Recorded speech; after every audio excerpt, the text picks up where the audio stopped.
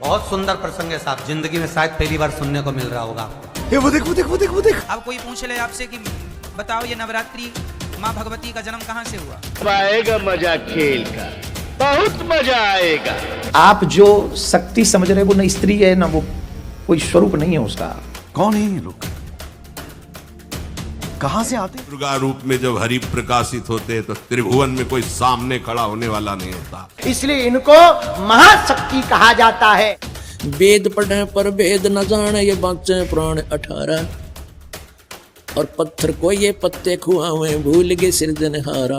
वेद पढ़े वेद नहीं जाने और ये बाँचे प्राण 18। और क्या कहेगा पता नहीं, पुराणों में क्या लिखा हुआ है? कर्मादि अद्रो अमर है, सर्वेश्वर है, महेश्वर है, कोई माता पिता नहीं, यही समृद्ध शक्ति है और ये जन्मते मरते नहीं।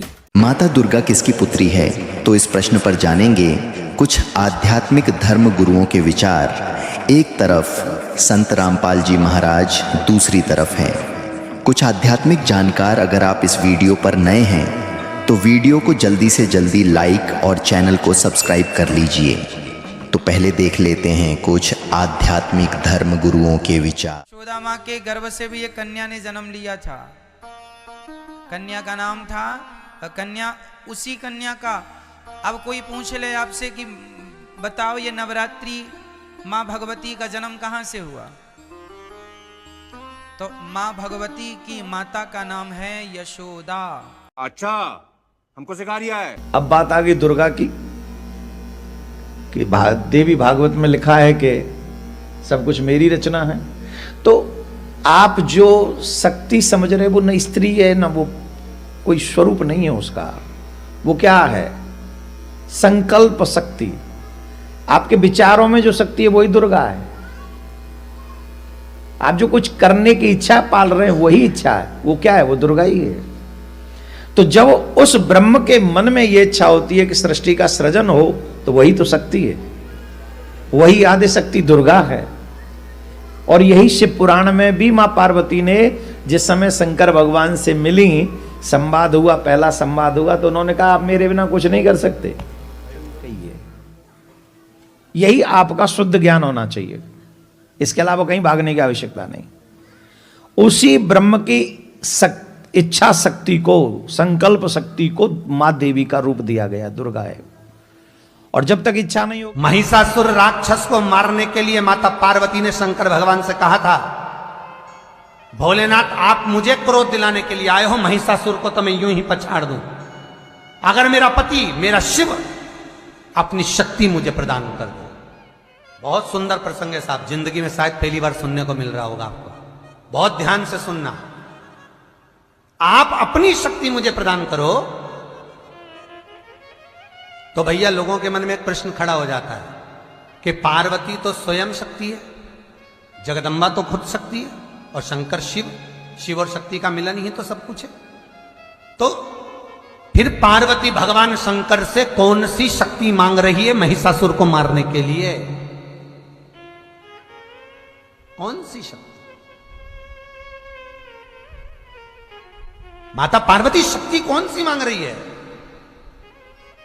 शंकर भगवान ने पूछा, पार्वती तू तो खुद आदि शक्ति है, आदि शक्ति भवानी की जय, दुर्गा महारानी की तू तो खुद है। असंभव, असंभव। एक दुर्गा रूप में जब हरि प्रकाशित होते तो त्रिभुवन में कोई सामने खड़ा होने वाला नहीं होता। मां भवानी जिस समय अपने स्वरूप में आती, किसी की ताकत नहीं है। ये शुंभ निशुंभ इतने बलवान दैत्य थे, त्रिभुवन में कोई इनका बाल बांका भी नहीं कर सकता था। स्मरण किया समस्त देवताओं ने तो भगवान से ही शक्ति का प्रादुर्भाव हुआ। इतना सुंदर रूप मां भगवती का। तो देवी भगवती। और अब देख लेते हैं संत रामपाल जी महाराज जी के। परमात्मा ने कहा भी देख बात सुन, ये सब मेरी आत्मा है, मेरे शरीर से निकली है, और ये मैं अपनी आत्माओं को तेरे को नहीं दे सकता। तू घना दुखी करेगा इनको, तो इनको सताएगा। तो ज्योति निरंजन ने वचनबद्ध होकर कहा कि मैं सत्य का राज करूंगा, जो जैसे कर्म करेगा वैसा ही फल दूंगा, मैं सताऊंगा नहीं, बगैर किसी कर्म दंड के नहीं सजा दूंगा। तो परमात्मा बोला भी एक बात है, ये तो मैं किसी भी जब तब के बदले में नहीं दे सकता तेरे को। हाँ, अगर कोई स्वेच्छा से तेरे साथ जाना चाहता है तो मुझे कोई एतराज नहीं, चले जाएंगे। इस काल भगवान ने हमारे पास आकर के कहा, पूछा, जब ये हमारे पास आया तो हम सभी जो आजकाल के जाल में जो चींटी से लेकर हाथी, ये पशु पक्षी, जंगली जानवर और जल के कीड़े बने हैं, जीव जंतु बने हैं, ये सभी यानी रंग से लेकर देवता और इंद्र, ब्रह्मा, विष्णु, महेश तक जो आत्माएं आज पद प्राप्त हैं काल के लोक में, ये सभी वहाँ थी। जब ये हमारे पास आया तो हम खड़े हो गए सभी, इसके चारों तरफ मंडरा गए इसके दर्शन के लिए, क्योंकि इसको चाह रहे थे हम अंदर से। और वही इच्छित वस्तु हमारे सामने हो तो कितनी खुशी होती है। तो इसने कहा कि मैंने पिताजी से अलग स्थान प्राप्त किया है, लोक ब्रह्मांड प्राप्त किए हैं, क्या आप मेरे साथ चलोगे? अब हम तो पहले ही गदगद हो रहे थे, इसको चाह रहे थे। हमने कहा कि यदि पिताजी आज्ञा दे देगा तो हम आपके साथ चल पड़ेंगे, चलने को तैयार हैं। तब इस ज्योति निरंजन ने यानी ब्रह्म ने परमेश्वर कबीर देव जी के पास जाकर कहा, प्रभु कुछ आत्मा मेरे साथ जाना चाहती हैं, वह सब इच्छा से जाना चाहती है। परमेश्वर ने कहा कि मेरे सामने हाँ भरवा दे, मेरे सामने स्वीकृति दिला, तब मैं मानूंगा। परमात्मा यानी पूर्ण ब्रह्म और ये ब्रह्म वहां आगे हमारे पास। तो परमात्मा ने कहा भी जो ज्योति निरंजन इस ब्रह्म के साथ जाना चाहता है वो अपनी हाथ खड़ा करके स्वीकृति देवे। अब परमात्मा के सामने, अपने पिता के सामने शर्म लगी सबको, नीची गर्दन कर ली, कोई नहीं बोला। तो परमात्मा ने कहा भी ज्योति निरंजन कोई भी नहीं जाना चाहता, तू कह रहा था मेरे साथ स्वेच्छा से कुछ जाना चाहते हैं। ये तो सन्नाटा छा गया। परमात्मा ने कहा भी बोलते क्यों नहीं, कौन जाना चाहता है? तो उस समय एक आत्मा खड़ा हुआ। सबसे पहले एक आत्मा ने हिम्मत की कि मैं जाना चाहता हूं। अब फिर बाकी क्या न सोची कि तुम पीछे रह जाओ और यू एकला लूट सारी वहां पर काल के लोक में, ब्रह्म के लोक में। तो सब ने स्वीकृति दे दी, दोनों हाथ करके मैं भी। परमात्मा बोला भाई ठीक है, जितने भी इन प्राणियों ने, जितने भी हंस आत्माओं ने तेरे साथ जाने की स्वीकृति दी है, इनके नंबर मेरे कंप्यूटर में फीड हो गए, मेरे पास नोट हो गए। ज्योतिनेंद्र तू जा अपने लोकों में। ये 21 ब्रह्मांड वहीं थे, सतलोक के एक कोने में थे, अलग से दूर। और मैं इन सभी आत्माओं को, परमात्मा ने कहा मैं सभी आत्माओं को अपने हिसाब से तेरे पास भेज दूंगा ताकि तुझे सृष्टि में एकदम बाधा ना बने। तो परमेश्वर ने क्या किया, ज्योति निरंजन ब्रह्म चला गया। परमात्मा ने क्या किया कि उस जो सबसे पहले जिस हंस आत्मा ने स्वीकृति दी थी उसकी एक सुंदर युवा लड़की बना दिया, लेकिन उसको प्रजनन इंद्रिय नहीं लगाई। बाकी सर्वांग स्त्री वाले स्त्री रूप बना दिया सुंदर लड़की का। और हम सभी आत्माओं को सूक्ष्म रूप बनाकर, सूक्ष्म रूप ऐसा होता है जो हवा में जीव घूमते हैं लेकिन हम नहीं देख सकते, दूरबीन से देखे जाते हैं। उससे भी सूक्ष्म दूरबीन भी नहीं देख सकती, इतने सूक्ष्म रूप में बीज है, बीज रूप में है आत्मा। तो ऐसा सूक्ष्म रूप बना करके उसमें जैसे उस लड़की के अंदर प्रवेश कर दिए और उससे कहा कि बेटी मैं तुझे वचन देता हूं, एक शक्ति देता हूं, वचन शक्ति के तू जितने भी जीव नर और मादा बनाना चाहेगी अपने वचन से उतने ही तू उत्पन्न कर देगी। और जा उस ज्योति निरंजन के पास जा। अपने पुत्र सहज दास को भेज दिया, साथ उस लड़की को सतलोक उस निरंजन के पास छोड़ आने के लिए। अब सहज दास उस युवा लड़की को, अपनी बहन को लेकर के ज्योति निरंजन के पास गया और ज्योति निरंजन को जाके बताया कि पिताजी ने सभी आत्माओं को इस बहन के शरीर में प्रवेश कर दिया और इसको वचन दे दिया है कि जितने भी जीव तू कहेगा ये उत्पन्न कर देगी, नर और मादा। यूं कहकर के सहज दास वापस आ गया, लड़की को वहीं छोड़ा। अब युवती होने के कारण उस लड़की का रंग रूप बहुत निखरा हुआ था परमात्मा ने ये भी देखना था कि ये ज्योति निरंजन कितना गिर सकता है। अब ज्योति निरंजन के मन में विषय वासना उत्पन्न होगी, गंदे विचार उत्पन्न होने लगे। उसने दुर्गा के साथ अभद्र व्यवहार शुरू किया। वो लड़की प्रकृति देवी दुर्गा इस नाम से आगे चलकर प्रसिद्ध हुई। उसको आधी माया भी कहते हैं, अध्या। अब इस प्रकृति देवी के साथ उसने दुर्व्यवहार करना शुरू किया। किसने? ज्योति निरंजन काल ने, ब्रह्म ने।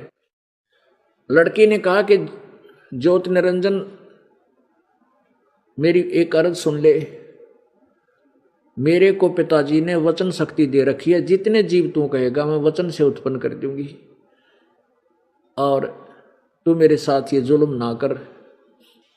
और दूसरे, तू मेरा बड़ा भाई, मैं तेरी छोटी बहन, क्योंकि तू हमसे पहले परमात्मा की वचन से अंडे से उत्पन्न हुआ था। परमात्मा का तो भी पुत्र है, उसके बाद हमारी उत्पत्ति हुई, मैं तेरी छोटी बहन होगी। और बहन भाई का ये पाप, मैथुन बहुत महापाप है, घोर पाप है, तो ऐसा जुल्म मत कर। लेकिन इसके अंदर ऐसा भूत सवार हुआ कि एक कामदेव के वश होकर के इसने आगा पीछा कुछ नहीं देखा, हद से ज्यादा बढ़ गया।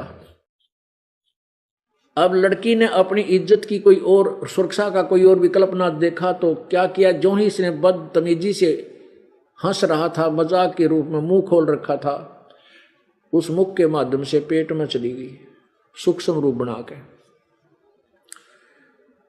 अब वहां से प्रार्थना की कि पिताजी मेरी रक्षा करो, मेरे साथ ऐसे ऐसे दुर्व्यवहार किया।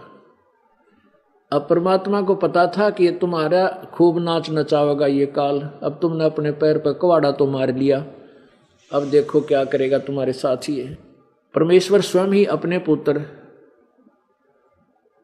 जोग जीत का रूप बना के वहां प्रकट हो गए और जाकर के कहा कि ज्योति निरंजन सुन ले आदेश परम पिता का, आज से तेरा नाम काल होगा और 1,00,000 मानव शरीरधारी प्राणियों का नित आहार किया करेगा।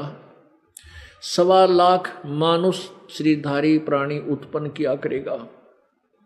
लड़की को, इस प्रकृति देवी को, इस ज्योति निरंजन के शरीर से बाहर निकाला परमात्मा ने, इसका पेट पाड़ के, और फिर अपने वचन से वैसा ही कर दिया। इसके शरीर से दुर्गा को बाहर निकाला और फिर आदेश दे दिया कि जा ले जा तेरे 21 ब्रह्मांडों को यहाँ से, और तुम्हारे जैसों के लिए यहाँ इस सच्चे लोक में स्थान नहीं है, जाओ यहाँ से। और 16 शंख कोश की दूरी पर जाकर के ये तेरे ब्रह्मांड चक्कर काटना शुरू कर देंगे, वहां रुक जाएंगे। पुण्यात्माओं, 16 शंख कोश की दूरी पर आकर ये 21 ब्रह्मांड वहां से चल पड़े विमान की तरह, यहां आकर रुक गए और यहां फिर ऐसे चक्कर काटने लग गए। अब एक कोश लगभग 3, पौने 3 या 3 किलोमीटर के आसपास होता है। अब पुण्यात्माओं, जैसे अरब खरब नील पद्म शंख और तरह की 16 शंख कोश, फिर इसको 16 गुणा में 3, 48 शंख किलोमीटर दूरी पर ये आकर रुक गए। अब ज्योति निरंजन ने फिर बकवाद करनी शुरू की। इस काल ने लड़की के साथ फिर दुर्व्यवहार करना चाहा। लड़की ने कहा, दुर्गा ने कहा कि ज्योति निरंजन तू आंखें खोल ले, पहले तो तू मेरा बड़ा भाई, मैं तेरी छोटी बहन, और फिर मैं तेरे पेट से बाहर आई हूं, तेरी बेटी होगी। यानी इस माया ने, इस देवी ने हर तरफ से कोशिश की कि ये बकवाद ना करे और मेरी इज्जत बची रहे, लेकिन इसने दुर्गा के साथ बलात्कार किया। अपने ही नखों से प्रजनन इंद्री, स्त्री इंद्री लगाई और 3 पुत्रों की उत्पत्ति की। बड़े का नाम ब्रह्मा और रजगण युक्त किया। इस काल ने अपने एक ब्रह्मांड, प्रत्येक ब्रह्मांड में जहाँ ये सृष्टि तैयार करता है, उसमें सबसे ऊपर के लोक स्थान पर एक ब्रह्मलोक बनाता है। ब्रह्मलोक को भी 2-3 भागों में, कई भागों में डिवाइड करता है। सबसे ऊपर के शिखर के स्थान पर, चोटी पर ये 3 स्थान बनाता है। एक रजोगुण युक्त प्रधान क्षेत्र, एक तमोगुण प्रधान, सतोगुण प्रधान एक क्षेत्र, एक तमोगुण प्रधान क्षेत्र। अब जैसे एक मकान में 3 कक्ष हों, 3 रूम कमरे हों, और उनमें एक कमरे में अश्लील पिक्चरें लगी हों, अर्धनग्न शरीर, बेहुदी तस्वीरें लगी हों, जब वो इंसान उस कक्ष में जाता है तो मन में निरी बकवाद आती है, वैसा ही भाव बना रहता है। और दूसरे में लगे हों, एक कमरे में साधु संत फकीरों के चित्र लगे हों, वहां जाते ही मन उन्हीं की कहानी सुनकर, उनके भाव को देखकर उन जैसा साधु भाव हो जाता है, एक अच्छा स्वभाव बन जाता है। और तीसरे कक्ष में लगे हों देशभक्त और शहीदों के चित्र, उनकी गाथाओं को सुनकर, उनकी महिमा को याद करके उन्हें जरूरी की तरह शरीर खोलने लग जाता है और वैसे ही विचार बन जाते हैं। ऐसे इस काल ने सुनियोजित षड्यंत्र रच के हम सभी को यहां फंसा रखा है, ब्रह्मा विष्णु महेश समेत। इसने क्या किया है कि जो रजोगुण प्रधान क्षेत्र है उसमें ये स्वयं, और साथ में इस दुर्गा को रखता है, ये स्वयं ब्रह्मा रूप धारण कर लेता है, 5 मुंह बना लेता है, और दुर्गा को सावित्री रूप में वहां रखता है। इन दोनों के योग से जो पुत्र उत्पन्न होता है वो रजोगुण युक्त हो जाता है। उस बालक को थोड़ी सी उम्र के बाद, जब वो थोड़ा सा जानने पहचानने योग्य होता है, उससे पहले उसको अचेत कर देते हैं और कोमा में रख के उसकी परवरिश करते रहते हैं। उसके बाद ये दोनों सतोगुण प्रधान क्षेत्र में चले जाते हैं। वहां पर ये महाविष्णु रूप धारण करता है, दुर्गा को मां लक्ष्मी रूप में रखता है। इन दोनों के योग से जो पुत्र उत्पन्न होता है वो सतोगुण युक्त हो जाता है, उसका नाम विष्णु रख देते हैं। उसको भी ऐसे ही बेहोश रखते हैं, और जब वो युवा हो जाते हैं फिर सचेत करते हैं, ब्रह्मा को भी ऐसे। और फिर उसके बाद ये तमोगुण प्रधान क्षेत्र में जाता है, स्वयं ये जटाधारी गलम सर्प इस तरह का शिव रूप धारण कर लेता है, और अपनी पत्नी दुर्गा को ये वहाँ पार्वती रूप में रखता है। इन दोनों के योग से जो पुत्र उत्पन्न होता है वो ऑटोमेटिकली तमोगुण युक्त हो जाता है, उसका नाम ये महेश रुद्र रख लेते हैं। फिर ये युवा हो जाते हैं, तब तक इनको बेहोश रखते हैं। युवा होते हैं तो विष्णु को शेषनाग की सैया पर डाल देते हैं, और इसकी नाभि से कोई कमल उत्पन्न कर देता है, उधर से ब्रह्मा को उस कमल के फूल पर रख देता है, और शिव जी को कैलाश पर्वत पर, और वहां से फिर इन तीनों को जगा करके इकट्ठा कर देता है। और फिर दुर्गा के माध्यम से, स्वयं सामने नहीं आता, ये दुर्गा की ड्यूटी लगा रखी है कि दुर्गा इनको फिर आगे ड्यूटी बांटती है। ये दुर्गा अपने ही 3 रूप धारण करती है, सावित्री, लक्ष्मी और पार्वती के। अपने ही शरीर से ये 3 और देवियां उत्पन्न करती है। ये 8 भुजा तक बना सकती है दुर्गा, और ये अन्य जो इससे उत्पन्न देवी हैं जैसे सावित्री और लक्ष्मी और पार्वती, ये केवल 4 भुजा ही बना सकती है, इससे अधिक भुजा ये नहीं बना सकती। ये 4 भुजा की